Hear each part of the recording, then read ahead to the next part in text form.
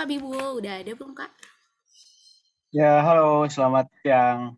Siang Kak Bibul. Oke, Suara aku kedengaran jelas ya Kak? kedengeran. Suara aku Oke, jelas nggak? aman Kak, aman. Clear banget. Oke. Aman ya? Halo Oke, Kak Bibul, salam kenal lagi ya Kak.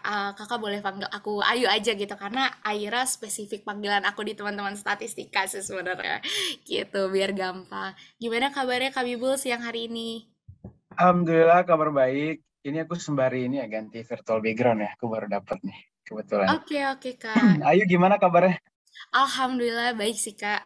Aku cukup excited ya karena jadi moderator salah satu connection gitu. Maksudnya kayak aku kaget juga, oh ternyata aku udah lama connect dan aku inget banget Kak Bibel nge-connect ke aku dan aku ACC gitu. Aku tahu Kak Bibel gara-gara founder Panti Goceng tadi sih Kak gitu.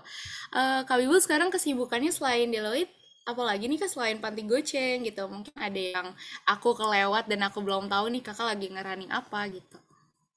Kalau sekarang sih mungkin ya karena udah kerja jadi fokusnya tuh kerja doang sih sekarang jadi sebenarnya. Cuman mungkin ya karena aku juga kayak ngisi webinar juga mungkin beberapa kali masih aktif di weekend. Sambil ngisi weekend juga sebenarnya juga nggak tahu kan kalau weekend mau ngapain juga siang-siang gitu. Jadi weekend mending ngisi webinar sama teman-teman, sharing-sharing juga. Main sama teman-temanku juga kadang masih sering hangout keluar sama teman-teman. Dan apa ya, mungkin ya mini-mini project lah yang lagi di running juga sekarang. I see, I see. Tapi aku mau nanya deh Kak, mungkin nih intermezzo sedikit sebelum kita membahas LinkedIn ya. Dari Kakak sendiri yang udah banyak experience, ada perasaan lega nggak sih Kak ketika kita bisa sharing sama teman-teman khususnya terkait karir tips ya? Karena jujur aku pribadi punya interest juga di hal ini. Kadang kalau misalkan teman-teman aku suka tanya, yuk bantuin dong buat daftar intern ini gitu. Apa sih yang perlu disiapin? Dan rasanya ketika kita bisa bantu tuh kayaknya lega gitu. Karena kita bisa sukses bareng-bareng sama teman-teman Kak. Kalau dari Kak Bibul tuh gimana sih Kak terkait sharing ini ke masyarakat luar gitu? Oke, jadi sebenarnya tuh emang aku tipikal anaknya suka ngobrol kan ya, suka ngomong sama banyak orang, suka diskusi sama banyak orang. Jadi jatuhnya tuh nambah mood booster juga namanya buat hari-hari. Kalau misalkan aku lagi capek ngobrol sama orang tuh lebih kayak ngelihat banyak perspektif aja gitu. Kadang kalau kita ngerasa kalau aku kadang ngerasa kalau misalkan, waduh kerjaan gue capek banyak banget nih hari ini capek banget gitu. Ternyata banyak orang yang lebih capek dan lebih lebih effort juga ternyata kerjanya. Jadi kayak jangan ngerasa si paling capek gitu loh. Jadi akhirnya lebih bersyukur dan kayak apa namanya lebih banyak dapetin perspektif aja. Jadi kalau misalkan ternyata masalah kita nggak seberapa loh dibanding sama masalah orang lain gitu. Makanya kadang aku sharing-sharing itu buat ya ternyata siapa tahu nanti teman-teman lagi ada masalah dan bisa aku bantu dan kalau bisa terbantu dengan baik ya alhamdulillah aku juga terus senang gitu loh. I see. Berarti buat wadah recharge juga ya Kak ya, sharing itu. I see. Iya, Oke betul. Kak, mungkin ini kita langsung move ke topik utama kita. Mungkin kita bisa bahas dari dasar dulu nih Kak. Menurut Kakak apa sih sebenarnya LinkedIn gitu? Oke. Kayak definisi pembukaan buku ya, apa itu Yes, LinkedIn? benar. Oke, jadi kalau di apa bisa dibilang kayak profesional social media, basisnya sosial media, tapi untuk orang-orang yang di dunia profesional. Jadi bukan tempat yang untuk curhat-curhat, bukan tempat untuk nge-share story, bukan tempat untuk selfie, bukan tempat buat update pagi ini masak apa, bukan kayak gitu. Jadi lebih ke tempat untuk berkoneksi. Benar tadi kata Ayu bahwa LinkedIn itu tempat untuk berkoneksi dengan banyak orang untuk mencari opportunity, entah itu di dunia pendidikan, di dunia profesional dunia kerja, entah itu buat nyari pengalaman berkoneksi dengan banyak stakeholder di banyak tempat gitu loh. LinkedIn itu tempat yang cocok karena itu profesional social media. Gitu. I see. Nah, kalau dari Kak Bibul sendiri, apa sih Kak yang membedakan LinkedIn dari platform job portal lainnya gitu? Mungkin kayak Kaliber, Indeed, or yang lainnya. Oke, biasanya itu kalau kalau LinkedIn itu kan buka lowongan pekerjaan itu kan di LinkedIn Job ya. Di LinkedIn Job tuh biasa ada verifikasi company dulu gitu. Jadi kalau company buka lowongan itu ada verifikasi dulu approve apa enggak. Jadi intinya kayak nggak ada bakal ditemuin portal bodong gitu loh kayak job-job bodong yang ada di LinkedIn. Kalau teman-teman buka kayak Jobs ID, Indeed, Kaliber mungkin masih ada satu-satu yang kayak lowongan pekerjaan yang nggak terverifikasi gitu loh. Mereka buka lowongan banyak tapi sebenarnya itu lowongan goib gitu loh. Yang kita masuk ke sana juga nggak tahu nanti tiba-tiba disuruh bayar aja gitu. Jadi Ah, kayak gitu-gitu nggak pernah sih aku temuin di LinkedIn dan kayak lebih kredibel aja sih pekerjaan-pekerjaan di sana gitu. I see, aku setuju sih Kak, karena job portal lain ternyata masih banyak banget job bodong Benar. gitu. Jadi emang LinkedIn cukup terverifikasi lah ya. Jadi kalau teman-teman mau bikin dari sekarang tuh oke banget gitu. Nah, kalau dari sudut pandang Kak Bibul sendiri, untuk era zaman sekarang itu khususnya teman-teman maba mungkin ya, yang udah deal sama zaman sekarang gitu. Seberapa penting sih Kak LinkedIn itu buat mereka punya atau buat menjadi sebuah platform untuk membranding diri mereka gitu? Oke, kalau ditanya seberapa penting sih, pentingnya tuh penting banget gitu loh. Bahkan aku bikin link itu di tahun pertama dulu pas kuliah, 2018 apa ya, kalau nggak salah. Jadi di situ, waktu itu emang bener-bener aku punya LinkedIn sendiri, kayak, kok orang nggak main LinkedIn ya, apa gue sendiri doang ya. Kayak dulu koneksi juga kayak nggak tahu, asal connect aja, connect orang, connect, tapi kayak nggak tahu ngerti mainnya itu apa. Yang ku post juga nggak jelas gitu kan, waktu itu masih belajar juga. Ternyata makin kesini tuh makin kerasa banget bahwa mostly kerjaan yang aku dapetin sekarang tuh ya dari LinkedIn semua gitu loh. Yang aku experience aku mulai dari Paragon dulu, Shopee, Danone sampai sekarang Deloitte pun juga dari LinkedIn aku dapetinnya gitu. Dan mungkin juga banyak tawaran-tawaran lowongan pekerjaan yang aku dapetin juga dari LinkedIn rata-rata yang nge-DM. Dan pada akhirnya untuk teman-teman sekarang yang pengen berkoneksi di sosial media, kayaknya emang cocok banget ya LinkedIn buat digunain sebagai salah satu cara ya buat kita nge-branding. Emang LinkedIn itu tempat buat kita apa namanya flexing, kita nge-flex sama orang-orang di luar sana bahwa kita capable untuk kalian mau hire gue sebagai kandidat di perusahaan kalian tuh oke banget loh gitu loh, buat kita bisa nge-show off apapun yang kita punya selama ini gitu loh. I Karena see. emang itu tempatnya. Berarti semakin cepat membuat link itu semakin bagus ya Kak ya. Nggak ada patokan waktu harus maba, harus SMA, harus fresh graduate gitu ya Kak. Iya, Oh, nggak ada. Secepat mungkin kalau bisa emang yang belum punya ya dibikin. Kalau yang udah punya ya di-update LinkedIn-nya gitu. betul, betul. Nah, mungkin ini permasalahan para pengguna LinkedIn pertama kali, termasuk aku juga sih, Kak. Waktu pertama kali bikin LinkedIn gitu ya, ngerasa bingung nih mau isi apa, kayaknya belum punya pengalaman apa-apa gitu. Nah, kalau dari side Kak Bibul, apa sih Kak yang sebenarnya harus kita isi dulu? Apakah ya udah nggak apa-apa kosong sambil kita berjalan aja atau udah masukin aja seadanya mungkin ya OSIS waktu SMA atau SMP kayak gitu atau mungkin prestasi-prestasi lainnya gitu. Oke, biasanya tuh ya, buat di riwayat pendidikan, entah tuh LinkedIn atau di CV, teman-teman tuh biasa orang relevan 5 tahun terakhir buat bisa dimasukin ya. Buat kalau akademik itu tahun. Cuman biasanya kalau mahasiswa tuh masih boleh lah buat nyentumin yang SMA. Cuman kalau kalian udah kuliah, mending ya dimasukin yang kuliah-kuliah aja gitu loh. Punya SMA boleh lah kalau mau dimasukin, tapi ya jangan sampai kalian masukin pernah jadi pengisi upacara bendera, kan nggak cocok tuh di linknya dimasukin. Jadi yang kalau yang SMA ya bagus-bagus aja, ketua OSIS misalkan atau pernah ikut OSN yang lebih tangible buat dimasukin ya dimasukin nggak apa-apa. Cuman kalau memang apa yang harus dimasukin di LinkedIn pertama kali ya memang jangan sampai apa ya, jangan sampai didiemin sih LinkedIn ya. Kalau emang belum ada kegiatan ya rajin-rajinnya tuh ngepost gitu loh. Aku sering ngasih rekomen ke orang buat sering ngepost di LinkedIn. Karena algoritma LinkedIn tuh misalkan ya, aku ngepost dan salah satu connection aku itu ngomen gitu loh. Dia komen misalkan congrats Habibul gitu loh. Nah, gara-gara dia komen, anggap dia punya connection lagi 500 orang. Itu bakal muncul di 500 beranda di temannya dia. Jadi artinya kalau aku punya connection aku 1000, yang komen tuh 20, masing-masing tuh ada 10, ada 100 connection aja. Itu udah 2000 orang ke reach dengan satu postingan kalian. Artinya semakin banyak kalian ngeposting, artinya semakin banyak orang bakal ngelihat halaman kalian, akun kalian. Semakin banyak akun dilihat, kalau akunnya bagus juga bisa jadi opportunity kalian buat di hire buat jadi close recruitment itu juga semakin besar gitu loh. Hmm. Apalagi kalau kalian sering ngepost hal positif, misalkan kayak teori-teori apa yang kalian pelajarin, apa yang kalian dapetin dari webinar. Jadi bukannya sekedar nge-share screenshot webinar ya. Hari ini gue webinar ini ya, gak penting banget lo nge-share hari ini lo webinar. Yang penting tuh mah apa yang lo dapetin dari webinar itu gitu loh. Jadi di-share ke banyak orang insight-nya gitu.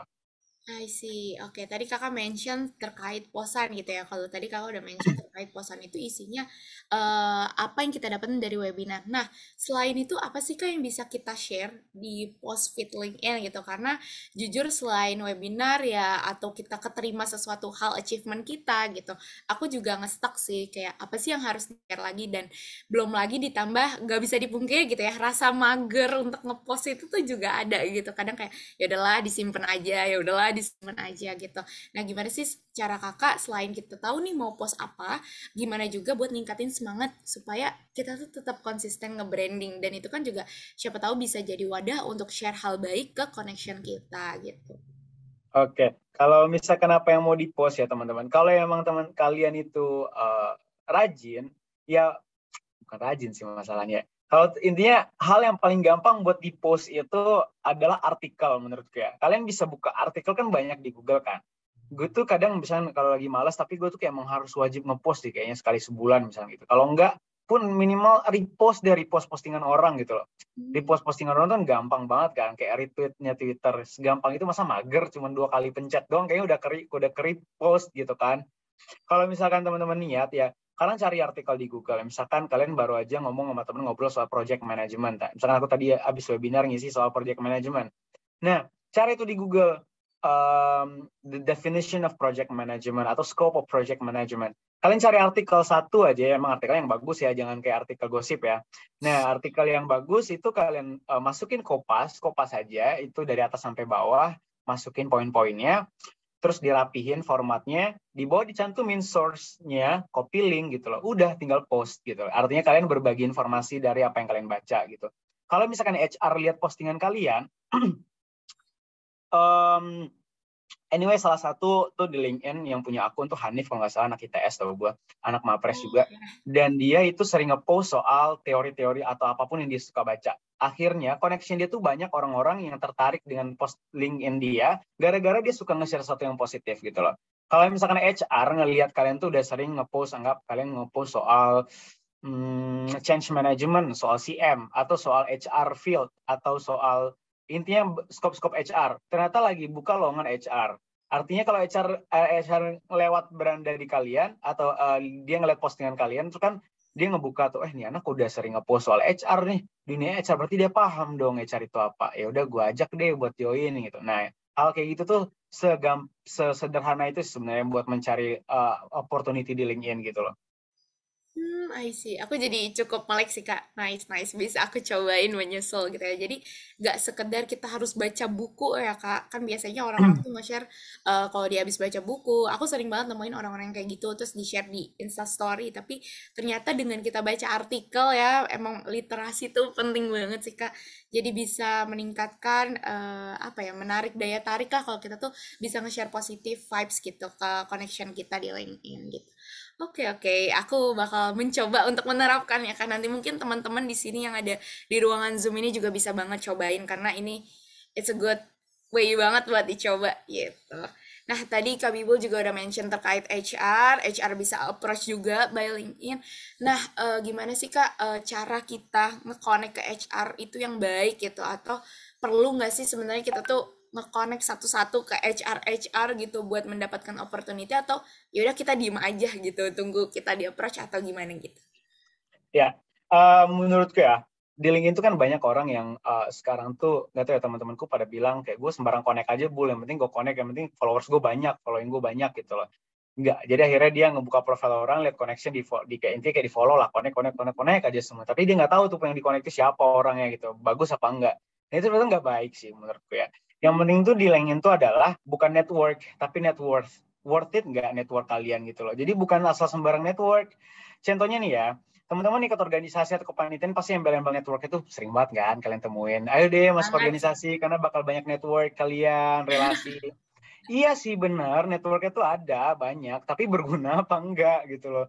Kan nggak ada gunanya juga kalau misalkan apa ya, kalian capek-capek nih berkoneksi dengan banyak orang, tapi ternyata tuh malah merugikan diri kalian sendiri bahkan, amit-amit gitu loh. Jadi lebih baik tuh berkoneksi dengan lebih banyak orang tuh bagus kalau emang teman-teman bisa mendapatkan hal dari dia. Setidaknya kalian bisa mendapatkan kesenangan, kalian bisa dapat insight positif dari dia, di lingkungan-lingkungan dia yang positif juga misalkan. Sesederhana itu sebenarnya itu bisa kalian dapetin. Tapi kalau misalkan kalian cuma buat dapat hahaha doang, itu yang menurutku hal itu udah mulai dikurang-kurangin dari sekarang. Apalagi teman-teman di sini aku lihat tadi di kolom chat tuh udah dari angkatan 2020, 2021 mostly kan. Teman-teman udah semester 2, 4 ataupun semester 6.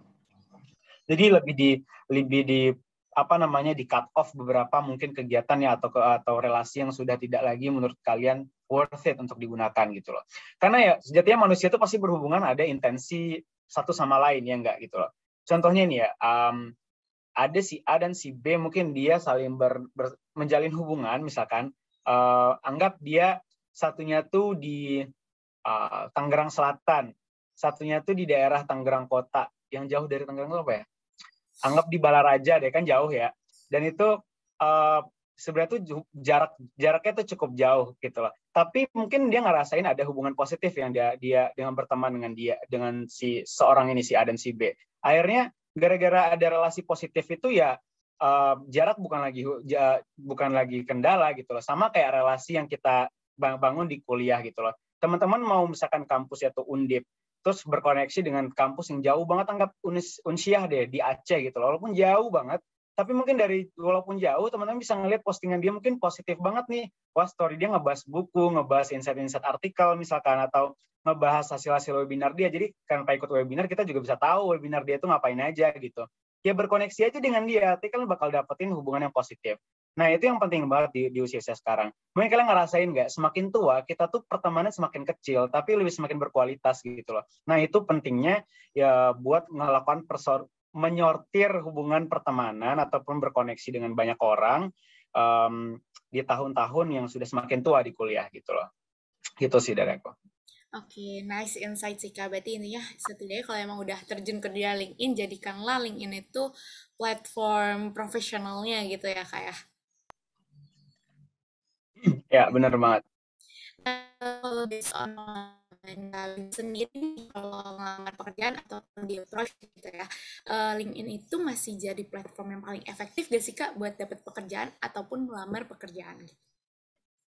Kalau menurutku bahkan yang paling efektif ya buat ngelamar pekerjaan, karena kan teman-teman tahu di LinkedIn itu ada fitur easy apply. Tuh. Kalau teman-teman tahu di bagian jobs ya, di easy apply warna biru, ada huruf L-nya LinkedIn-nya. Yaitu kita nggak perlu capek-capek ngisi form. Yang paling capek itu sebenarnya ngisi form sih. Kalau ada website perusahaan ngisi form tuh ada kolom berikan give the brief description why you interest to join to this company misalkan. Itu udah kayak pusing kepala mikir tuh gue ngapain ya, karena gue butuh kerja lah gitu loh. Nggak ada alasan yang kayak gimana kita harus riset sesuai nama tujuan culture company segala macam yang intinya kayak bikin kayak gitu kan, kalimat-kalimat itu. Kadang ya itu wasting time sebenarnya. Makanya tuh LinkedIn tuh cocok banget karena udah ada easy to apply sekarang. Tapi mungkin ada beberapa company atau beberapa lowongan tuh masih belum, karena emang mungkin lebih banyak informasi yang dibutuhkan dari kandidatnya, makanya mereka nggak pakai fitur easy to apply gitu. I see. Tapi bener sih Kak, aku juga relate. Kalau kan masih mahasiswa ya, jadi belum nyari pekerjaan full time gitu. Nyari magang aja tuh bener-bener formnya panjang banget. Jadi kayak baru sampai udah ngisi biodata, tiba-tiba ditanya deskripsi. Coba jelasin lagi experience. Padahal itu udah dari LinkedIn kan ya. Tapi disuruh upload lagi. Aduh capek, udah nggak jadi daftar kayak gitu. Jadi aku relate banget sih kalau soal keefektifan dalam meng-apply ya. Gitu. Oke, nice kan. Nah, kalau misalkan kita nggak daftar lewat LinkedIn, kira-kira HR tuh bakal ngepoin LinkedIn kita nggak sih, Kak? Atau cukup kayak dari CV resume aja gitu? Jadi seberapa penting sih LinkedIn itu di mata HR? Oke, kalau penting tuh penting, tapi kalau seberapa sering dilihat tuh tergantung posisi. Kalau teman-teman udah gak melamar di sebuah posisi yang mungkin nggak begitu perlu untuk dilihat LinkedIn ya, mungkin udah tercermin dari CV mungkin ya, karena misalnya udah pakai sistem ATS kan orang-orang rata-rata perusahaan. Anggap posisi itu bukan juga posisi yang biasa. Misalnya kita ambil contoh admin atau operator gudang misalkan, atau warehouse operator. Posisi lapangan seperti itu kayaknya nggak bakal dikepoin banget ya LinkedIn ya. Tapi kalau kalian daftar MT, jangankan LinkedIn, sosial media sampai Facebook zaman-zaman bahala juga bakal di-scroll gitu loh. Jadi makanya penting banget buat maintain sosial media kalian tuh keep positif gitu loh. Stay positif untuk yang di-upload. Kalau zaman dulu tuh mungkin yang cewek-cewek atau yang cowok-cowok masih, tapi bukan masalah ini ya, kan dulu juga tahu kan kamera tuh kualitasnya kayak gimana, atau kadang kita lagi di pinggir jalan makan bakso aja di post gitu, kayak nggak jelas. Itu hal yang sesederhana itu kita post untuk ya kesenangan gitu. Nah, itu nggak apa-apa. Maksudku lebih ke nggak hal nggak etis, misalnya lagi ngerokok terus di post dengan gaya yang kayak nyebat bray, ngerti nggak sih, yang kayak lagi ngopi gitu, kayak nyantai, terus kalian daftar MT lagi. MT itu kan leadership banget dilihat, terus kayak udah ilfeel duluan gara-gara ngeliat foto itu, bisa aja gitu loh. Jadi jangan sampai sosial medianya tuh kotor gitu loh. Dibersihin dari sekarang. Kalau ada yang kalian kurang ya dirapihin. Kalau enggak ya stay updated sosial media. Terus jangan sampai juga nih, Udah punya LinkedIn, terus fotonya nggak ada, nggak pernah upload lagi. Punya Instagram, di lock, followers nggak ada, following juga paling ada ribuan ya, ternyata sekan account gitu.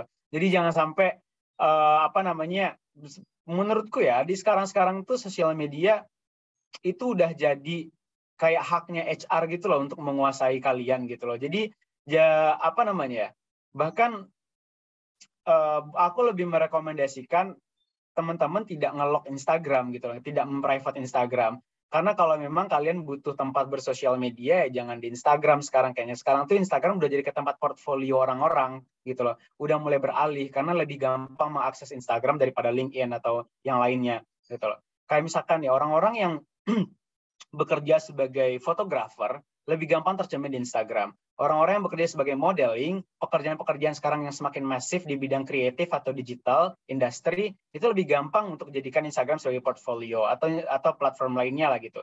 Jadi makanya sekarang kayak apa ya, Instagram orang tuh udah nggak lagi di private zaman sekarang, kecuali emang isinya tuh aib-aib kalian ya itu nggak apa-apa. Kalau emang mau bersosial media bikin second account juga bisa kan gitu.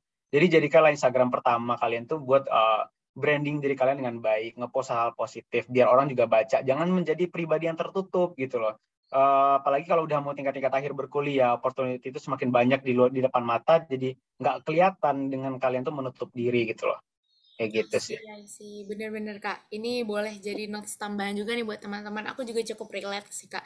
Mungkin kalau buat kita mahasiswa dari hal sesimpel biasanya tuh ada intern ataupun organisasi yang dimana syaratnya share Twibbon Kak. Terus teman-teman mahasiswa tuh pasti bikin Instagram khusus Twibbon gitu. Dan itu aja aku pernah di site yang mengseleksi dan juga pernah jadi peserta juga tingkat organisasi atau komunitas. Dan itu relatable banget sih Kak. Karena kalau di site kita yang menseleksi dan ketika kalian daftar itu dari Instagram khusus Twibbon aja gitu, HR atau siapapun rekruter yang ngeliat tuh jadi kayak males gitu. Oh, ini orang nggak niat ya, buktinya nggak berani untuk memampangkan Twibbon itu di first Instagramnya atau main sosial medianya kayak gitu. Jadi boleh banget sih nos dari Kak Bibul tadi teman-teman dicatat karena sekarang zaman sekarang sosial media itu udah penting banget udah jadi haknya HR kalau kata kami gitu. Nah, mungkin kita ngebahas terkait penawaran pekerjaan di LinkedIn nih Kak. Nah, dari Kakak nih, kan tadi Kakak mention udah di approach HR by LinkedIn. Gimana sih Kak cara kita merespon apabila kita mendapat penawaran kerjaan itu ataupun kita menolak gitu Kak ketika nggak bisa? Oke. Kalau misalkan sebenarnya itu ada tipsnya nih. Kalau misalkan teman-teman tertarik dengan lowongan itu, jangan tunjukin kalian itu excited. Jadi kayak berkelas aja gitu loh. Tunjukin kalau kalian jual mahal dikit gitu. Kalau misalkan dia connect kan kalian pakai bahasa Indonesia, misalkan halo selamat siang gitu-gitu. Kami tertarik dengan profil kamu untuk menawarkan posisi ini di perusahaan ini misalkan. Terus kayak wah alhamdulillah seneng banget, terima kasih banyak ya Kak. Jangan kayak gitu juga balesnya. Terus nanti kalian dikasih gaji kecil lagi. Jadi apa namanya, tunjukin aja kayak kalian tuh punya wibawa, kalian tuh gue punya harga loh gitu untuk yang bakal kalian bayar gitu. Mungkin terima kasih, apakah sekiranya ada berkas yang perlu saya persiapkan, misalkan langsung ke situ gitu. Jadi langsung aja tanya ke apa aja step berikutnya yang perlu kamu lakukan. Tapi kalau menolak ya, itu kamu bisa bilang kalau intinya kayak saat ini saya sebelum gue kemarin menolak gimana ya? Bentar, waktu itu emang aku kebetulan waktu itu kan sekarang lagi bekerja juga baru kan, jadi kayak nggak mungkin langsung pindah juga ke perusahaan yang lain lagi. Ntar ini lagi. Boleh Kak kasih tips ke kita-kita cara wordingan Nah, yang bagus gitu ya buat mereject. kemarin tuh ini aku bacain aja ya teman-teman kayak thank you so much for contacting me for the role marketing growth at perusahaan ini kan. It's an honor for me since this reminds me bla bla bla bla karena aku pernah magang di situ. I sincerely enjoy our conversation and very much appreciate for your talking to me. Again, thank you so much for your time and consideration. Best wishes in your continued success and I hope our paths cross again in the future. Jadi intinya kayak ada harapan lah semoga nanti ya lo nawarin gue lagi ya pas gue udah siap gitu loh. Jadi tetap Gitu. ada kasih notes singkat kalau kita bakal buka opportunity di lain waktu Di gitu ya. lain waktu karena mungkin ya karena kayak waktunya aja belum jodoh nih sekarang gitu loh. Intinya kayak gitulah. I see, I see. Berarti emang bakal banyak banget ya Kak opportunity kalau misalkan ditawarin HR dari LinkedIn gitu. Iya benar banget karena emang apa ya sekarang tuh kalau teman-teman tahu ya, ini aku pernah baca dan aku pernah lihat juga creator pernah bilang ini bahwa 70% lowongan itu sekarang di Indonesia tuh close recruitment. Jadi kalau kalian buka LinkedIn, kalian buka job portal, itu cuma 30% dari bagian perusahaan yang buka lowongan. 70% dari mereka tuh rata-rata close hire gitu loh. Contohnya, mereka ngecaplok-caplok anak-anak dari perusahaan lain. Karena kayak aku nih sekarang kerja, tapi aku di hire sama orang via chat gitu loh. Kalau aku join, aku resign, pindah langsung. Karena mereka lebih bisa ngelihat orang-orang potential people itu dari referral biasanya. Contohnya nih aku dari perusahaan, kayak ada program referral perusahaan, kalau misalkan ada kandidat yang bagus, aku tinggal kasih CV-nya ke perusahaan, ada websitenya segala macam langsung. Ya hal-hal kayak gitu tuh lebih diprioritaskan untuk di-review, karena artinya dia udah merekomendasikan orang yang bisa dibilang dipercaya, atau orang yang kayak same quality to the average employee di perusahaan itu gitu kan. Jadi banyak sekarang tuh referral program tuh ada di perusahaan gitu. Nah, gimana nih Kak kalau misalkan kita job seeker atau cari magang dulu deh. Biasanya tuh kan ada HR yang ngepost urgently needed gitu kan. Dan biasanya itu peluangnya gede dong Kak buat diproses cepat. Tapi kalau tadi aku sempet notes dari kata-kata Kak Bibu, jangan kelihatan excited nanti malah dikasih salary kecil atau under average gitu. Gimana ya Kak kalau ngerespon hal-hal yang kayak gitu? Kalau ada HR yang ngepost, jadi emang ada jalur website biasanya mereka buat nge-hire orang, ada jalur email biasanya kan. Jadi ngirim ke email HR langsung yang lagi butuh lowongan. Biasanya kayak gitu tuh karena ada yang resign tiba-tiba, atau karena emang ada yang kemalangan di perusahaan, atau yang ada yang cuti di perusahaan. Jadi karena ada kendala-kendala kayak gitu, jadi perusahaan butuh dalam waktu yang cepat untuk mereka bisa nge-hire orang. Biasa seminggu proses sih, biasa seleksi yang kayak gitu. Nah, biasanya itu tuh ya langsung aja kirim ke email. Kalau misalkan tetap stay calm, nggak usah kayak excited banget gitu loh. Karena HR juga tahu kalian pasti mau posisi itu. Jadi kayak nggak usah kayak nunjukin kalian semau apapun juga ya lah. Kita juga tahu kali gitu, kalian butuh gitu kan. Jadi nggak usah yang kayak gimana-gimana. Kan temen-temen udah tahu nih, kalau nanti mungkin aku juga ngasih tahu juga gimana cara nulis email untuk ngirim perusahaan apa kalau yang kayak gitu ya, urgently needed kayak gitu. Jangan lupa pakai judul emailnya seperti apa, body emailnya apa aja yang perlu ditulis, apa yang perlu dicantumkan, CV cover letternya kayak gimana, apakah ada berkas pendukung supporting files yang lain yang perlu di-attach di email gitu. Nah, itu ya tinggal ditunjukin aja gitu. Biasanya itu kayak cover letter beberapa kalimat itu dikopas ke body email gitu. I see, I see. Jadi kepikiran nih Kak, kalau misalkan kita nge-connect ke HR kan banyak yang bilang katanya jangan main connect aja gitu. Even bukan ke HR doang, tapi ke orang-orang lain. Boleh dong Kak share dari pengalaman Kakak nih, kalau nge-connect ke orang dan Kakak pasti add message, itu gimana sih Kak biar teman-teman nih tahu gitu, nggak asal klik connect-connect aja gitu. Atau khususnya mau connect ke HR gitu. Kira-kira wordingan yang bagus tuh seperti apa sih Kak? Sebenarnya kalau misalkan mau mau connect sama siapapun di LinkedIn, itu ya intinya kalian ada kayak opening statement, bisa dibilang kayak perkenalan kalian itu siapa, dari kampus mana, misalkan kayak currently I interest to work in field of consulting misalkan, and looking forward to get insight and having warm discussion with you misalkan, atau apapun itu, intinya kayak ada harapan di kalimat-kalimat terakhirnya gitu loh. Semoga we can collaborate in the future misalkan, atau apapun itu bisa kalian cantumin. Nanti sih aku bakal ada screenshot, aku pernah ngechat salah satu consulting orang di konsultan dulu di perusahaan apa, gue lupa deh. Aku ada screenshotnya, nanti aku juga nampilin di pelatihan nanti. No worry. Siap-siap, jadi nggak sabar nih Kak mau ke pelatihan, tapi nanti dulu teman-teman kita masih mau ngobrol sama Kak Bibul ya Kak. Oke, nah biasanya tuh aku pernah ngobrol juga sama mentor aku di magang gitu, terus dia cukup punya concern terkait rekomendasi nih Kak. Nah sebenarnya rekomendasi yang ada di LinkedIn itu tuh penting gak sih Kak buat jadi salah satu tolak ukur HR bakal approach kita di LinkedIn? Kalau jadi tolak ukur banget sih enggak, tapi kalau jadi additional point mungkin aku bisa bilang iya ya. Karena sebenarnya tuh nggak ada rekomendasi pun juga nggak apa-apa, atau juga karena orang nggak semua itu udah pernah terapproach untuk professional working environment gitu loh. Dan juga kalau kalian minta rekomendasi ke ke temen, itu kayak nggak worth it juga. Biasanya minta rekomendasi ke atasan, ke bos atau ke dosen, orang yang lebih profesional yang pernah jadi atasan kalian. Tapi kan nggak semua orang pernah ada di working environment kayak gitu kan. Jadi sebenarnya tuh lebih fairnya tuh nggak jadi tolak ukur banget. Tapi kalau jadi poin tambahan ya nggak apa-apa. Itu juga selamanya. Itu juga apa ya, recommendation itu udah pasti bagus, udah pasti nilai-nilai positif, udah pasti hal-hal yang berbau marketing untuk menjual nama si kandidat ini gitu loh, agar dia dapat approach yang positif juga gitu kan. Jadi udah kayak by create gitu loh, nggak tahu karena itu natural, karena dibuat-buat udah di recommendation sekarang gitu ya. Jadi tapi aku mau rekomendasiin sih buat kalian tuh bikin minta rekomendasi ke orang-orang siapapun itu. Tapi kalau bisa ya orang pernah bersentuhan langsung project dengan kalian gitu loh. By request aja gitu. Tapi jangan sampai pula kalian tulis rekomendasi ya tapi kalimatnya bisa ini enggak gitu loh. Kan agak aneh minta rekomendasi kalau dari request. Aku pernah soalnya dapetin yang kayak gitu.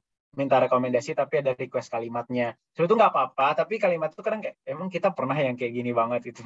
Jadi kayak agak aneh jadinya, agak nge-fake banget kan jatuhnya. Nanti kalau misalkan HR tahu juga nanti bakal jadi chaos gitu.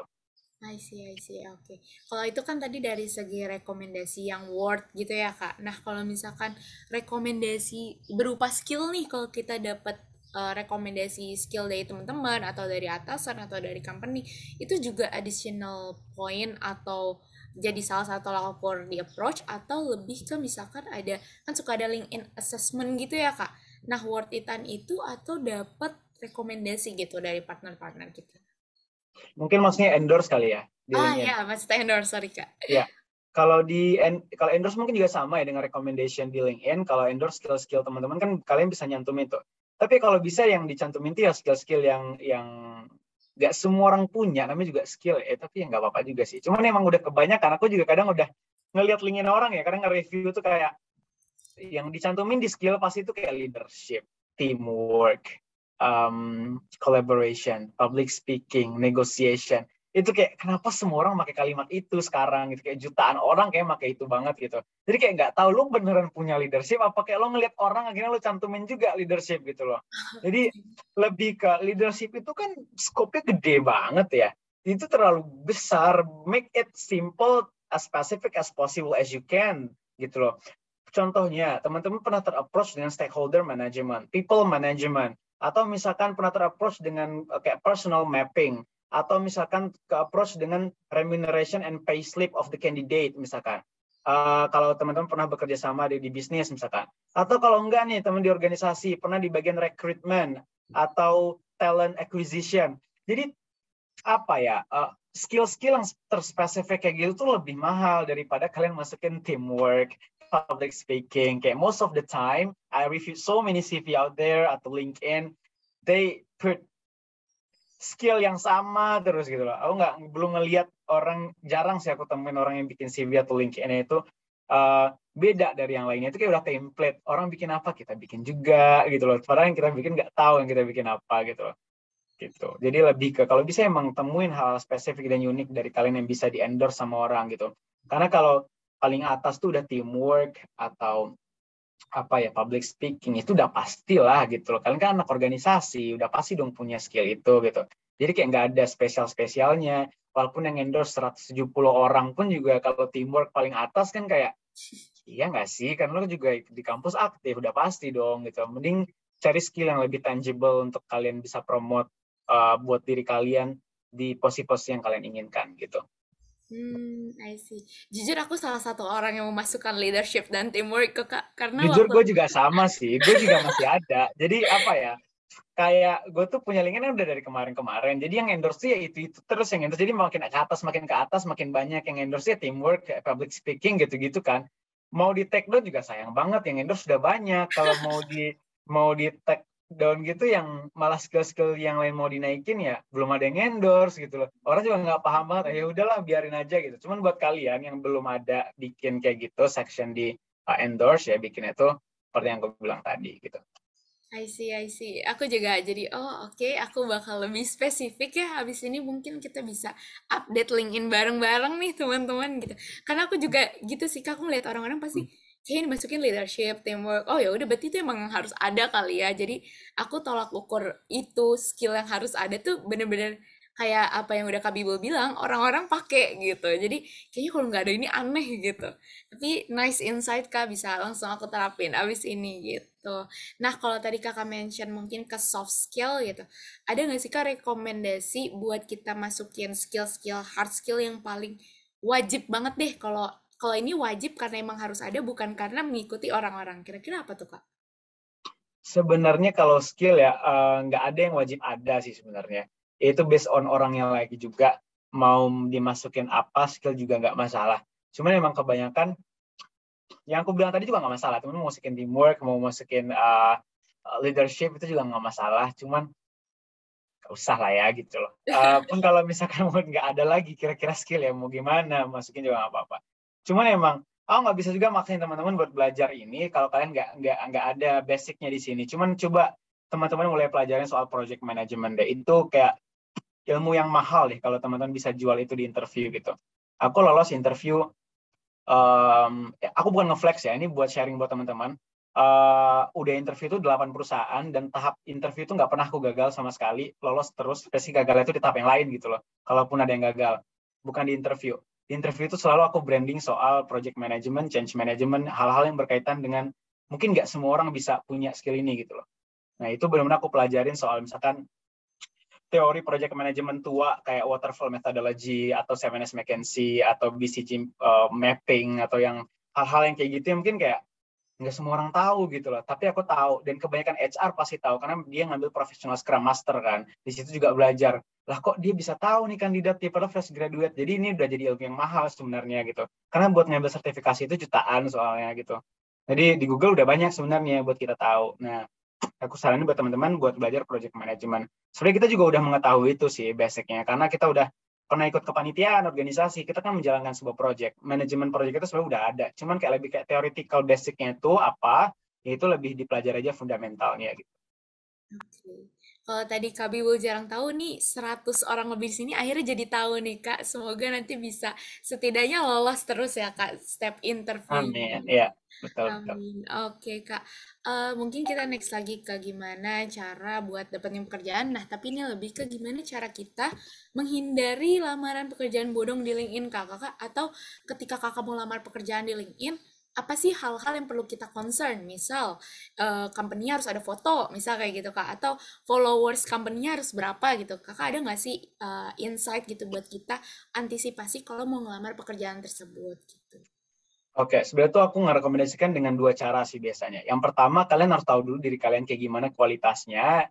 You know what best for you, your quality, what ini kayak lu deserve untuk something yang kayak gimana gitu loh. Ada mungkin orang yang tipikal ngelamar aja semuanya, ada juga tipikal orang yang ngesortir apa aja yang perlu dia lamar gitu loh. Ya balik lagi kalian tuh kira-kira dengan kualitas kayak kalian sekarang, itu kalian worth it yang ngelamar yang kayak gimana nih gitu loh misalkan. Nah, gue tuh ngerekomendasiin banget buat kalian di LinkedIn, pertama tuh ngeliat dulu profil perusahaan. Karena kan di sini kalian masih kuliah kan. Kayak first company kalian nanti itu menentukan company kedua, ketiga, keempat gitu loh.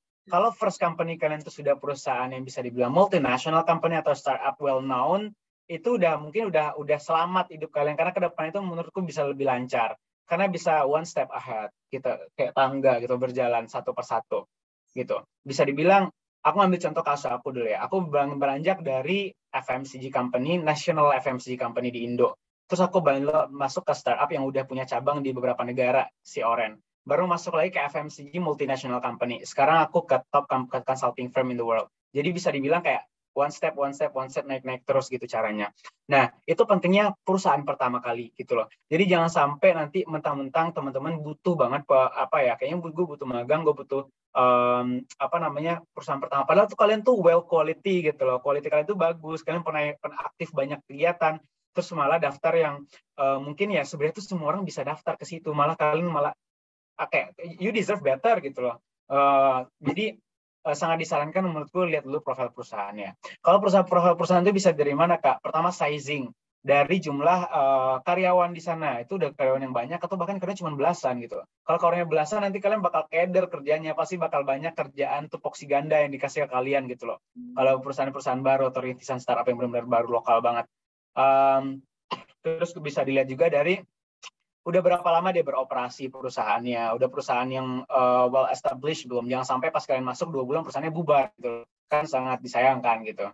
Padahal udah capek-capek ngelamar pekerjaan. Jadi memang buat first company itu benar-benar harus dipikirkan lagi, dipikirkan banget kalian benar-benar mau kemana habis nanti lulus, ataupun di magang juga lebih dipersiapkan nanti mau ngelamar apa aja. Tapi kalau misalkan kalian mau nyari pengalaman aja tuh gak apa-apa, di mana aja tuh bisa nyari pengalaman kok. I see, benar-benar. Oke, Kak, aku juga jadi tahu sih karena jujur aku juga internship entusias ya. Jadi kadang suka udah apply aja, apply aja, apply aja dan kebetulan benar kata Kakak kayak tangga gitu ya. First company itu penting banget buat kelanjutan company selanjutnya gitu. Cuma kebetulan kalau aku dari bener-bener yang tidak ternama dulu nih Kak, baru sama jadi panjang banget perjalanannya. Tapi kalau misalkan kalian bisa ngeliat perusahaan yang punya change, nerima teman-teman yang gak punya pengalaman dan itu well known, kenapa enggak gitu ya kayak biar lebih cepat gak lama. Oke, nah gak berasa nih talk show sama Kak Bibu udah lama banget dari tadi teman-teman udah dengerin. Mungkin ada beberapa pertanyaan yang belum terjawab dari talk show aku dengan Kak Bibu di sini. Kita mungkin bisa langsung aja start Q&A. Nah, buat Q&A sendiri teman-teman di sini bisa langsung raise hand dan langsung disampaikan, atau kalau misalkan mau by chat juga it's okay, nanti bisa aku bacain gitu. Mungkin bisa dari yang raise hand dulu kali ya. Di sini udah ada yang raise hand. Boleh sama Kak Septrian Tarigan. Halo Kak.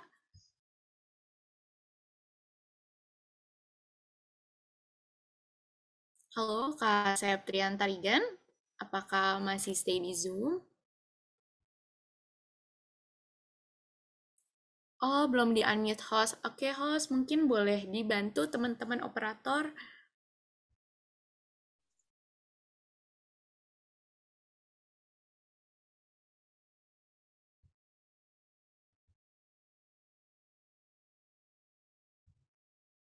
Udah bisa belum ya? Kalau misalkan belum bisa, mungkin boleh ditaruh di drop chat aja nih Kak Septrian.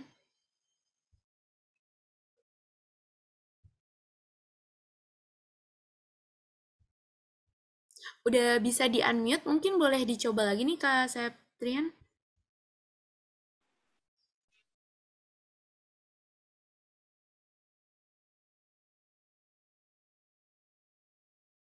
Oke, mungkin boleh di drop aja nggak apa-apa di chat dulu. Sambil berjalan, kita mungkin mau coba tes ke raise hand kedua ya, yaitu di sini ada Kak Putri Nuraini. Halo Kak Putri. Halo, selamat siang. Apa suaranya terdengar? Terdengar Kak Putri, mungkin boleh langsung ditanyakan, nanti akan langsung dijawab oleh Kak Bibo. Oke, terima kasih Kak Ayu. Selamat siang. Perkenalkan aku Putri dari IPB. Sebelumnya aku di Dean of Chem ya. Aku ingin tanya nih sama Kak Bibul. Aku mau tanya Kak, kalau kita ada skill set yang sebelumnya kita sudah ikutin course atau pelatihan, apakah ada batas waktu tertentu untuk kita up ke LinkedIn yang dalam kategori belum basi gitu Kak? Karena aku pribadi Kak, kalau aku habis ikut course gitu, kadang aku bikin draft dulu apa aja yang mau aku masukin ke LinkedIn, terus apa aja proof-nya, bukti atau foto-foto apa aja yang mau aku masukin. Setelah draft-nya menurut aku udah oke, baru mau aku up. Tapi kadang dalam penyusunan draft ini kan udah lama gitu ya waktunya dari penyelenggaraan si course-nya ini. Apakah ada tenggat waktu tertentu gitu Kak, biar kayak momen course-nya ini dan dengan skill set yang udah kita dapat ini masih bisa relate gitu pas kita post ke LinkedIn. Thank you. Oke, aku langsung jawab aja ya. Tadi dari Awan bukan? Dari Kak Putri Nuraini. Oh, Kak Putri ya. Oke. Thank you Putri pertanyaannya. It's a good question karena bingung juga orang-orang kegiatan saya udah dari 2019 kan bisa dimasukin nggak ya gitu sekarang gitu kan. Bisa dibilang ada kayak time limitnya nggak sih buat expired date-nya kalau mau ngepost tuh mau berapa periode ya gitu. Jadi gini teman-teman, apapun itu yang ada di LinkedIn itu sebenarnya tuh nggak ada aturan bakunya, nggak ada nggak ada yang pernah bikin aturan kalau bikin LinkedIn tuh harus kayak gimana kayak gimana. Cuman biasanya standarnya itu muncul ketika semua orang mulai mengikuti hal yang commonly happen to LinkedIn gitu loh. Jadi biasanya kalau udah kegiatan langsung di post biasanya.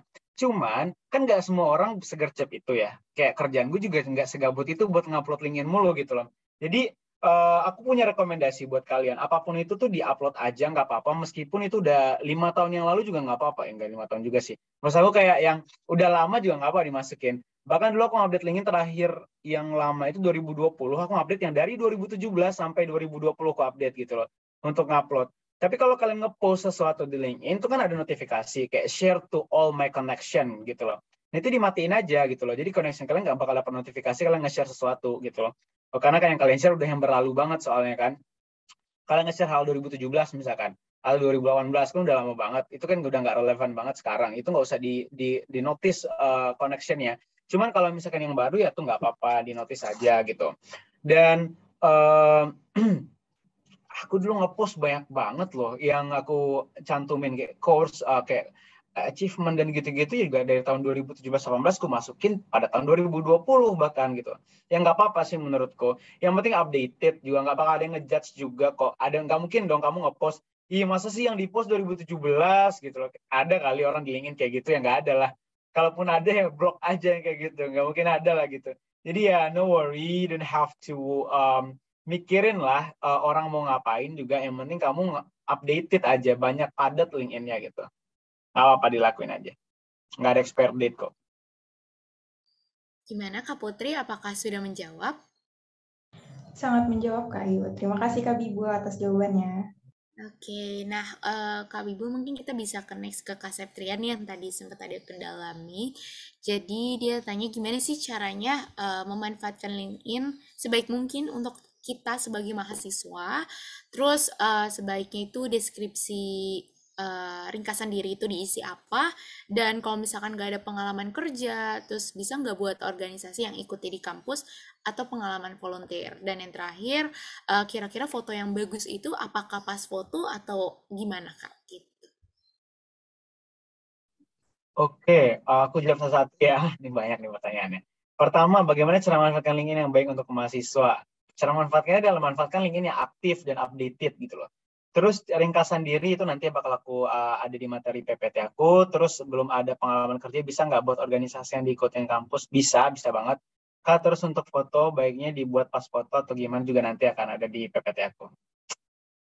Oke, jadi buat Kak Septrian ditunggu aja karena abis ini banget bakal ada pelatihan langsung nih sama Kak Bibol ya.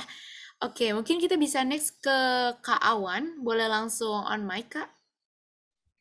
Oke, izin bertanya sebelumnya, mohon maaf karena off cam kebetulan lagi low bandwidth ya, jadi off cam. Izin bertanya untuk Kak Bibul, pertanyaannya adalah ketika kita mahasiswa kan pasti kita explore ya, mana sih bidang yang mungkin kita sukai, mungkin kita passionate di bidang itu atau bagaimana. Nah, yang mana itu saya pernah dengar dari suatu webinar sama aja kayak gini, kalau misal kita di CV atau LinkedIn kita harus menyertakan pengalaman-pengalaman yang bisa dibilang sejalan dengan bidang yang kita temui. Nah, padahal kan kita mahasiswa pasti explore dulu. Nah, pertanyaannya adalah apakah pengalaman yang di luar bidang yang kita passionate itu, apakah sebaiknya kita hide atau kita upload aja di LinkedIn? Dan LinkedIn sama CV itu sebenarnya sama nggak sih Kak? Karena kalau di CV itu biasanya terbatas ya. Jadi kita sebaiknya itu mencantumkan pengalaman-pengalaman yang sejalan dengan bidang yang ingin kita geluti. Mungkin gitu aja sih Kak. Terima kasih. Oke, thank you ya atas pertanyaannya. Nah, ini ada lagi nih perspektifnya. Jadi gini teman-teman, kalau sebagai fresh graduate, nggak usah pilih-pilih apa aja yang mau kalian cantumin. Karena kegiatan kalian terbatas. Udah nggak usah ini deh, nggak usah banyak pilih gitu. Karena kegiatan kita juga nggak yang sebanyak itu gitu. Apa aja dimasukin nggak apa-apa. Itu bakal dilihat sebagai kalian tuh orang yang aktif, orangnya tuh yang skill itu bisa dilihat tanpa kalian harus mention skillnya itu apa sebenarnya gitu loh. Misalkan ya, Ayu pernah menjadi seorang ketua pelaksana kegiatan di himpunannya, misalkan di kegiatan himpunannya atau di organisasinya.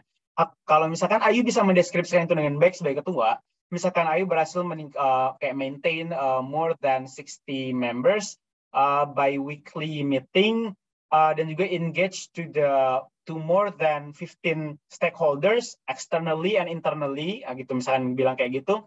Aku udah bisa bilang Ayu tuh kayaknya punya skill stakeholder management yang baik deh gitu loh. Tanpa aku harus baca sampai bawah ke bagian section skill gitu loh. Atau misalkan Ayu pernah bilang kamu sebagai bendahara misalkan pernah adanya kayak effective efficiency of the fundings by 13% compared to previous year misalkan, atau kayak successfully connected more than 50 alumni in one fundings and collecting more than 50 million rupiah misalkan, ya artinya Ayu punya skill yang bagus dalam di bidang keuangan fundings gitu loh, tanpa harus dimention juga skillnya. Jadi hal kayak gitu tuh nggak apa-apa di LinkedIn. Tapi kalau misalkan ya, dan juga terlebih ya, kayak gue kan juga gue sama sebenarnya. Gue kan dari jurusan kan teknik mesin ya, di engineering.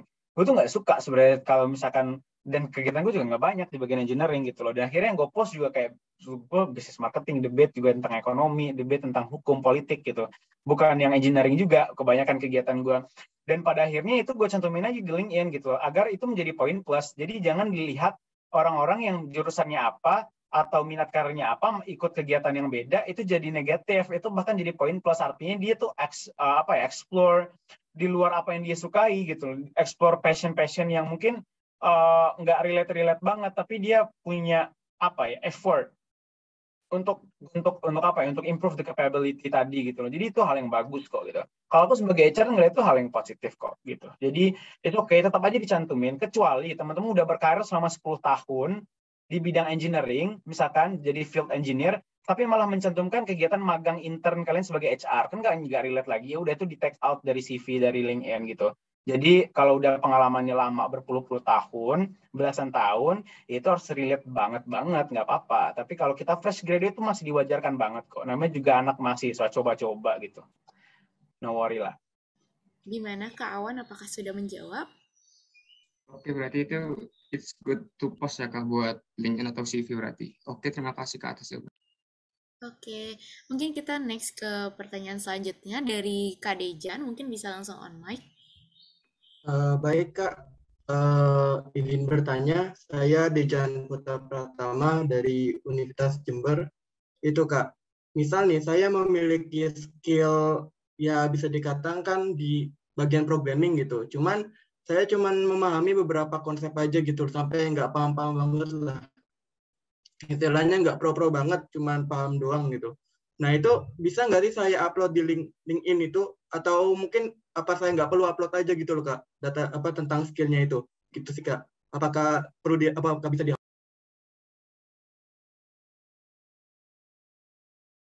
Oke, perlu diupload apa enggak ya? Padahal mungkin skillnya tuh nggak se-advance yang lainnya gitu ya. Tapi bisa, tapi mungkin nggak jago gitu. Kalau mungkin diupload aja nggak apa-apa. Jangan sampai orang juga ngeklaim diri dia punya skill yang bagus di bidang public speaking. Emang menurut kamu sebagus apa public speaking mereka gitu loh? Kayak aku nyantumin di LinkedIn aku punya skill teamwork. Emang teamworknya Habibul sebagus apa sih gitu loh? Ya intinya kayak gitu. Nggak ada orang yang bisa ngeklaim hal-hal yang nggak terukur kecuali kamu punya kayak hal-hal yang lebih measurable. Kalau kayak leadership, programming, soft skill atau hard skill itu sulit diukur sebenarnya. Kamu jago apa enggaknya, kecuali emang ada certification, ada sertifikasinya. Dan juga misalkan nih, aku bilang aku jago public speaking, terus Ayu juga bilang Ayu juga jago public speaking. Lah lebih jago Ayu apa Habibul nih sebenarnya? Mereka sama-sama jago nih gitu loh. Ngitungnya gimana? Oh Ayu 7 kali MC, Habibul baru 4 kali, tapi Habibul pernah 3 kali moderator lah. Gimana dong indikatornya jadi sulit? Nah, jadi sebenarnya hard skill dan soft skill itu semakin makin nggak ada ukuran yang baku sebenarnya. Jadi kalau kamu merasa kamu bisa di programming, even itu little things, ya kamu bilang aja experience and programming gitu loh. Nggak usah bikin kayak advance, ada indikator-indikator kata sifat di situ, advance aja. Artinya kayak kamu experience aja, artinya berpengalaman di engineering. Nggak usah bikin kayak advance in programming, engineering, and so on gitu. Nggak usah bikin experience aja boleh. Kecuali kalau kamu udah tersertifikasi. Misalkan aku HR, aku udah professional Scrum Master, aku udah PMI segala macam sertifikasinya, udah banyak. Ya aku bilang aja aku kayak professional experience and advance in human resource or human capital related area gitu loh, kayak gitu. Jadi boleh kok. Enggak masalah. Baik, gimana Kak Dejan, apakah sudah menjawab? Siap, sudah menjawab Kak. Terima kasih banyak atas jawabannya. Oke, sama-sama Kak Dejan. Mungkin kita bisa next ke penanya selanjutnya, yaitu Kak Muhammad Yusuf Farhan. Mungkin boleh langsung on mic ya?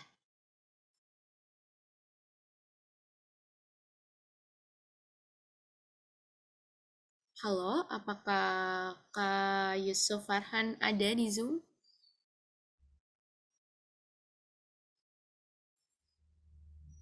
Halo Kak, maaf tadi jaringannya putus-putus. Oke, baik. Mungkin boleh langsung ditanyakan aja, Kak. Mohon maaf sebelumnya lagi on cam soalnya jaringannya tidak memungkinkan. Perkenalkan, nama saya Muhammad Yusuf Farhan dari Statistika UII. Izin bertanya Kak, perihal LinkedIn. Misalnya kalau kita ngepost buatan kita sendiri nih, misalnya kayak foto atau sintaks-sintaks dari kita sendiri tentang program yang mungkin dapat bermanfaat bagi orang lain, itu nanti ke depannya dari LinkedIn sendiri dapat kayak itu nggak Mas? Badan hukum nih, misalnya kalau kita diambil misalnya tanpa pengetahuan kita, apakah itu ada hukumnya atau gimana? Misalnya kita ketahuan ini kok kayak punya kita tapi dia nggak izin dulu gitu, itu gimana ya? Terima kasih. Oke, contohnya nih kamu ngupload foto apa nih? Ngambil di Google gitu ya? Contohnya misalnya nih kayak saya ngepost dari kamera saya sendiri nih, misalnya tentang apa gitu, misalnya kayak tentang kebudayaan adat Jawa Barat misalnya. Terus ada juga nih orang ngepost beberapa hari kemudian misalnya di Instagram atau mungkin kayak di laman-laman lain gitu, kayak di Instagram gitu, tapi fotonya sama persis seperti yang saya ngepost. Itu kalau misalnya dia nggak izin dulu, apakah bisa kena tuntut apa enggak, Mas? Oke, kalau sepengetahuanku nggak ada sampai yang segitunya sih di LinkedIn ya. Karena LinkedIn itu kan media sosialisasi yang kayak juga tujuannya bukan buat commercialization kan. Bukan kayak platform perkumpulan foto-foto yang bisa dicuri orang dan kayak, kamu tau nggak sih kayak flat icon atau aku juga nggak tahu sih apa kayak website-website yang isinya foto-foto gitu loh. Atau apa gitu loh. Tapi kan LinkedIn Mohon tuh maaf, bukan. Kak. Maksudnya bukan foto aja, kayak hasil karya juga, kayak misalnya sintak buat aplikasi, misalnya buat patent atau enggak karya artikel kita juga, karya ilmiah misalnya kita post kan, tapi orang itu niru tanpa seizin kita gitu. Kalau kamu pengen penjarain orangnya bisa, kan itu melanggar kode etik kan jatuhnya, bisa. Cuman kayak ngapain juga gitu loh. Kamu kalau ngerasa dirugiin banget, misalkan dia ngeklaim hak cipta segala macam dan kamu ngerasa dirugiin dengan itu ya, dan kamu mau ngelapor ya juga nggak masalah, bisa-bisa aja, asalkan buktinya itu ada gitu loh. Tapi kalau misalkan dia tuh mungkin nge-share dengan tujuan, gue baca ini loh artikel ini dari ada source-nya, itu nggak masalah berarti dong. Tapi kalau kamu pertanyaannya tuh bisa dilaporkan atau misalkan pelanggaran, itu pelanggaran dan bisa dilaporkan ya bisa banget gitu. Artinya kan udah melanggar hak cipta jatuhnya, kayak kode etik untuk di apa, aku juga di bidang pendidikan ya, aku udah lupa nih kayak gitu. Bisa kok melanggar kok, itu bisa dilaporkan. Gimana Kak Yusuf Farhan, apakah sudah menjawab? Udah Mbak, makasih ya. Makasih. Kalau gitu mungkin Makasih kita juga, bisa Mas. next ke penanya selanjutnya, yaitu Kak Bagus Ramadan. Mungkin bisa langsung on mic. Oke, baik. Terima kasih Kak Ayu atas kesempatannya. Sebelumnya mohon maaf Ibu tidak bisa on cam dikarenakan kendala jaringan. Oke, perkenalkan saya Bagus Ramadan dari Statistika Undip. Izin bertanya Kak. Oke, jadi saya itu kan sering melihat konten ataupun profil LinkedIn yang kadang itu memakai bahasa Indonesia dan juga kadang ada yang memakai bahasa Inggris. Nah, menurut Kak Bibul sendiri, itu apakah ada pengaruh dari penggunaan bahasa Indonesia sama bahasa Inggris pada konten LinkedIn gitu? Sama menurut Kak Bibul ini lebih prefer pakai bahasa Indonesia atau Inggris gitu Kak? Terima kasih. Oke, kalau misalkan, thank you ya, bagus pertanyaannya. Bagus, pertanyaan juga bagus nih. Kalau misalkan di LinkedIn mending pakai bahasa apa gitu, aku lebih menyarankan pakai bahasa Inggris untuk profile ya, untuk profiling ya, untuk mengisi kalimat-kalimat kayak posisi segala macam gitu, itu bisa pakai bahasa Inggris. Cuman kalau buat ngepost doang itu ya nggak usah, nggak apa-apa juga pakai bahasa Indonesia gitu loh. Aku juga sering pakai bahasa Indonesia kadang, karena misalkan tujuan aku mau nge-share soal hal-hal yang terlalu teoretikal atau hal yang terlalu sulit buat dimengerti dalam bahasa Inggris. Karena aku pakai bahasa Indonesia gitu loh. Karena kan tujuannya pengen sharing. Tergantung lagi ke tujuan kamu mau ngapain. Kalau tujuan aku pertama kali, aku cuma pengen tahu polling berapa orang sih yang pengen S2 atau langsung kerja setelah lulus. Ya itu berarti kan tujuannya buat have fun kan di LinkedIn. Biar orang-orang kayak misalkan refresh. Dia pengen ngelihat berapa orang sih di LinkedIn yang punya perspektif untuk kerja dulu atau S2 dulu gitu kan. Ya pakai bahasa Indonesia nggak masalah. Nggak apa-apa gitu loh. Kecuali kamu di bagian work experience nanti atau bagian education di LinkedIn di profile.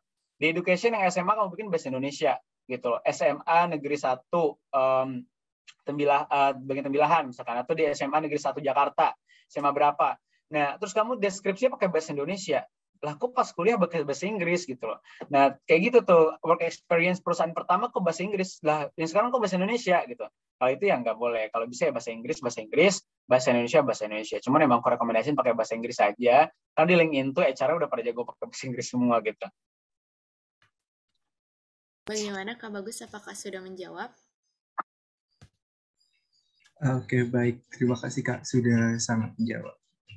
Baik, kalau gitu mungkin kita bisa next ke pertanyaan selanjutnya, yaitu ada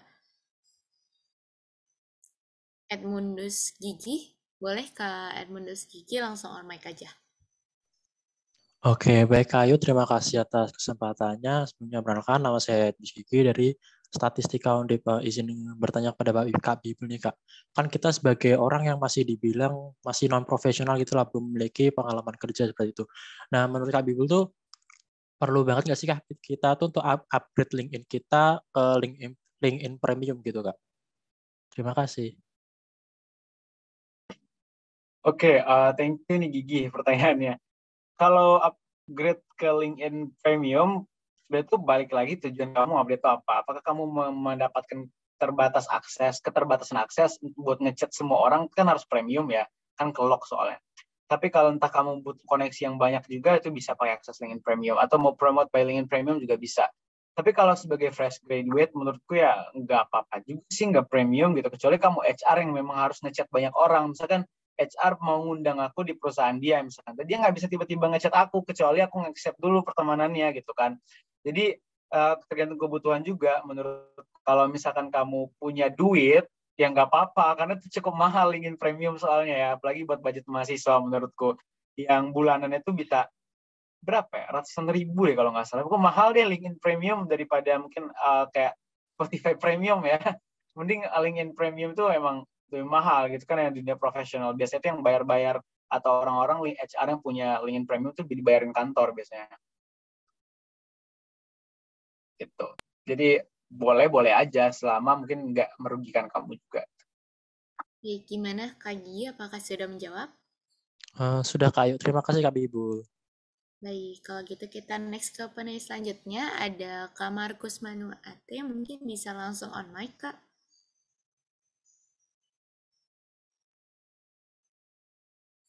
Halo Kak Markus. Ya, terima kasih atas waktu dan kesempatan yang diberikan kepada saya. Perkenalkan, nama saya Markus Manuate dari Universitas Nusa Cendana. Baik, berhubungan dengan dunia kerja, yang ingin saya tanyakan di sini adalah apakah dunia kerja lebih bagus dilakukan secara online atau secara langsung? Misalnya dilakukan secara lebih ke bisnis begitu ketimbang ke dunia kerja, atau langsung turun di lapangan untuk melakukan survei kerja begitu.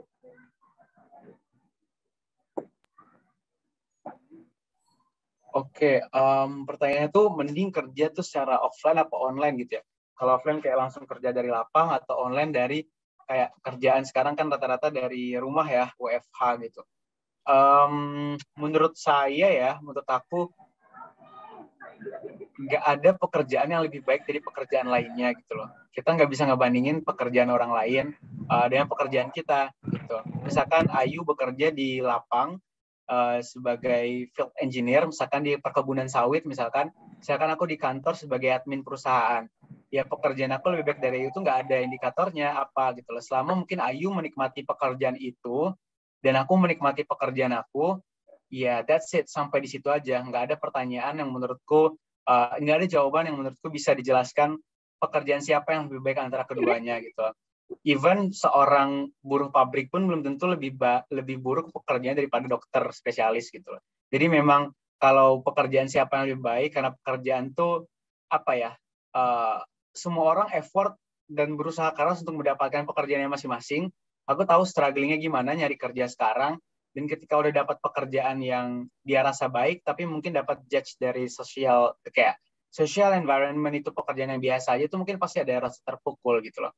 Makanya mungkin pekerjaan apa itu baik, dan menurut aku ya, Markus, nggak ada pekerjaan yang lebih baik antara pekerjaan lainnya gitu loh. Selama mungkin kamu menyenangi, kamu suka ngejalaninnya tuh seneng, environment-nya positif, bosnya baik, teman-temannya juga bagus di sana, ya berarti pekerjaan kamu udah pekerjaan yang terbaik menurut kamu gitu loh.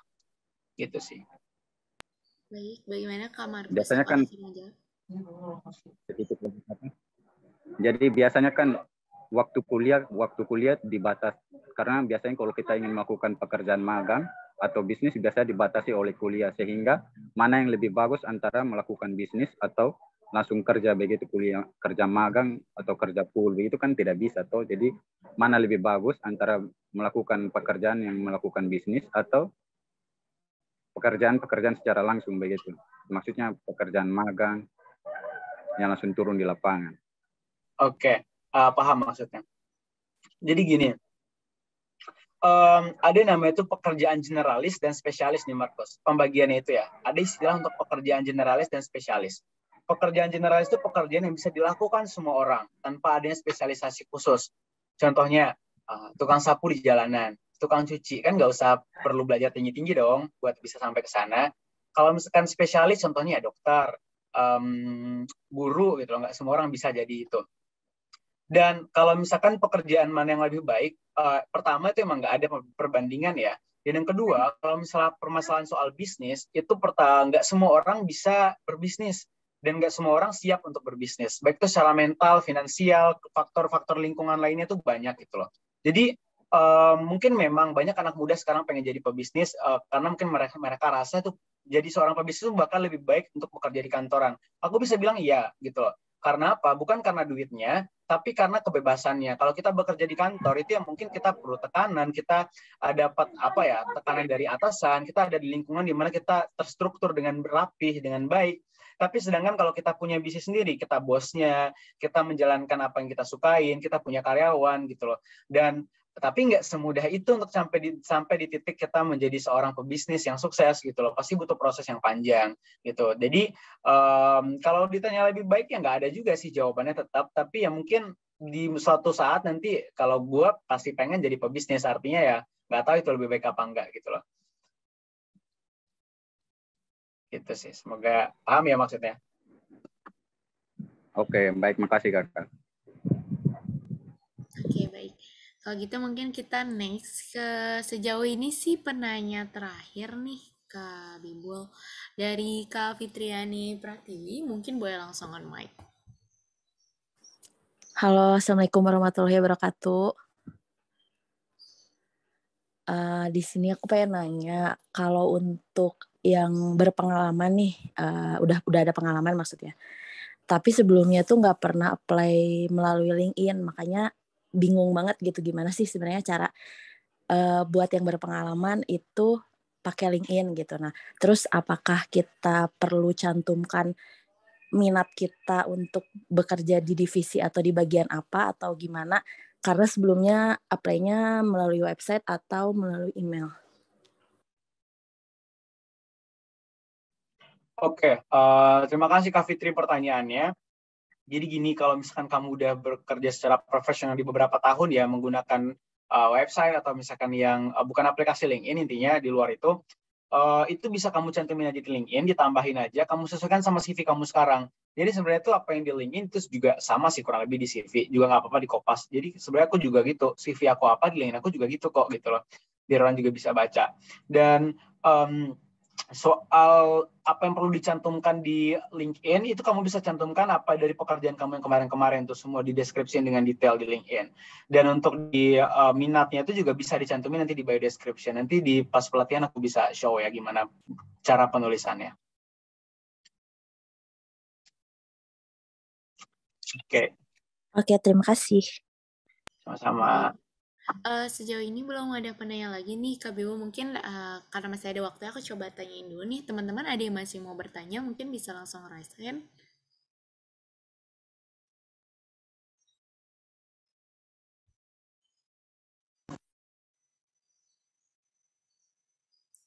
Oke, sepertinya udah cukup nih untuk pertanyaannya. Mungkin mengingat waktu juga buat 3 penanya dulu kali ya. Ada yang mau tanya mungkin boleh raise hand atau drop di kolom chat juga, it's okay.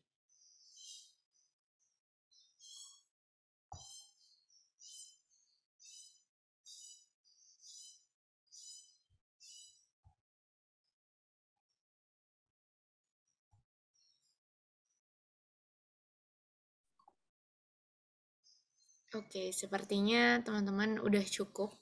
Belum ada yang mau ditanya lagi ya. Mungkin kalau gitu sebelum aku kembalikan ke MC, Kak Bibul boleh nih Kak kasih closing statement ke teman-teman juga. Mungkin apa yang perlu di-prepare atau insight-insight conclusion lah yang mau Kak Bibul sampaikan. Oke, thank you Ayu. Seperti teman-teman juga udah banyak ya materi yang udah kasih tadi, semoga bermanfaat. Pesanku sebenarnya gini, menjadi seorang fresh graduate itu berat, jadi jangan sampai teman-teman tidak mempersiapkan dengan baik, karena banyak orang yang udah nyiapin aja itu bisa gagal, apalagi tidak dipersiapkan dengan baik gitu. Dan lebih baik 4 tahun sekarang atau 2 tahun, 1 tahun yang tersisa di kampus itu kalian bersusah-susah daripada susahnya kalian dapetin setelah lulus gitu loh. Jadi nggak apa-apa sekarang fokus ke masa depan kalian tuh dirancang dari sekarang, dan rancangan itu yang harus kuat, dan jangan lupa kalian tuh menurutku you must compare yourself to others, harus gitu loh. Tapi you don't have to compare too much to others. Buat setidaknya kalian tahu bahwa kalian ada di track mana sekarang. Kalau udah lari, apa masih jalan? Di saat orang-orang lari, jangan sampai kita cuma jalan gitu loh. Kita bakal ketinggalan. Semua orang udah pada melek soal karir, jadi pun juga kalian harus sama. Kayaknya cuma kalian yang bisa mengubah hidup kalian sendiri, nggak ada orang lain. Jadi berusaha untuk diri sendiri. Kalau kita berusaha untuk kehidupan, pasti kehidupan juga bakal berusaha memberikan yang terbaik untuk kita. Terima kasih, mungkin itu yang bisa aku sampaikan buat hari ini. Semangat dan juga terus berjuang nih buat kalian yang masih kuliah. Jadi bekerja itu ternyata tidak seenak itu ya, gitu loh. Ternyata banyak pusingnya juga. Jadi enjoy masa-masa kampusnya, masa-masa bertemannya. Kayak kalau udah kerja nanti temannya bakal dikit gitu. Jadi enjoy aja, terus jangan dipaksa juga buat diri sendiri, dan don't forget to be honest to yourself gitu loh, love yourself gitu. Itu sih yang menurutku penting banget. Nih, sekian yang bisa aku sampaikan ya. Terima kasih. Assalamualaikum warahmatullahi wabarakatuh. Selamat siang menuju sore semuanya. Makasih banyak Kak Bibul buat closing yang bagus banget, jadi self reminder juga ya buat kita semua gitu. Oke, karena nggak kerasa kita udah di penghujung acara teman-teman semua. Di sini aku Ayu selaku moderator pamit undur diri. Sebelumnya aku kembalikan ke MC. Oke. Baik, kami ucapkan terima kasih banyak kepada Kak Bibul, sekaligus kami akan memberikan kenang-kenangan karena telah membawakan materi Build Your Personal Brand with LinkedIn, dan juga Kak Aira yang telah membantu narasumber sebagai moderator. Nah, untuk sesi penyerahannya, saya kembalikan kepada Kak Meta, selaku Ketua Pelaksana TDK 2022, kepada Kak Meta, dipersilahkan. Baik, terima kasih MC. Mungkin buat teman-teman panitia bisa di-share screen terlebih dahulu.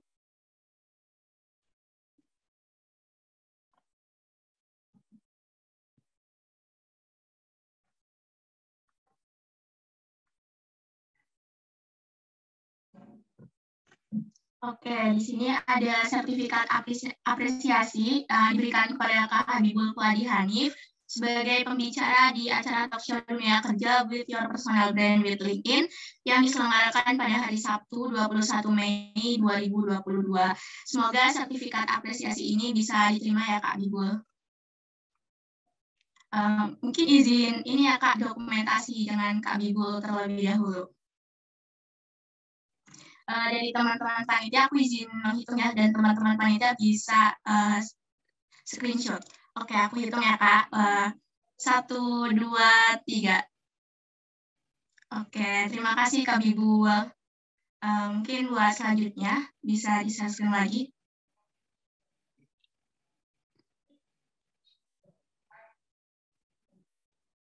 Halo teman-teman panitia.